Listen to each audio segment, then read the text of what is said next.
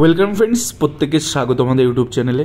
যে সমস্ত ভিউয়ার্সরা প্রথমবার চ্যানেলটি দেখছেন তারা অবশ্যই চ্যানেলটিকে সাবস্ক্রাইব করে দেবেন এবং চ্যানেলের পাশে থাকা বেল আইকনটি প্রেস করবেন যাতে এই ধরনের খবরাখবর সবচেয়ে আগে সবচেয়ে দ্রুত আপনাদের কাছে পৌঁছে যায়।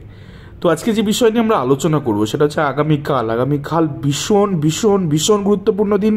কারণ 2017 টেটে ওএমআর মামলা কালকে কিন্তু অন্যরকম মোড় নিতে পারে।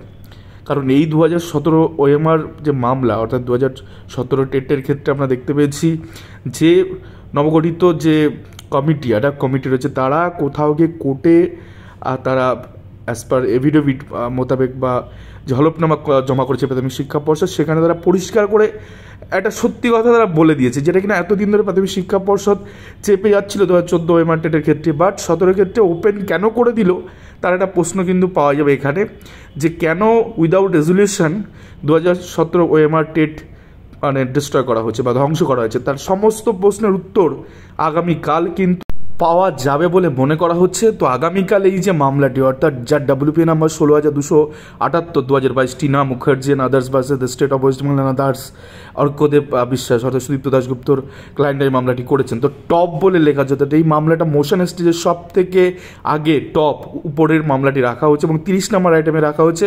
আশা করা যায় বেলা দুপুর গড়িয়ে যাওয়ার পরে হয়তো টিফিনের আগেই হয়তো এই মামলাটা কিন্তু উঠতে চলেছে হাইকোর্টে। তো দেখা যাক এই মামলায় মোড় কোন দিকে গড়ায়, সে বিষয়ে আপনাদের আপডেট জানিয়ে দেবো কাল।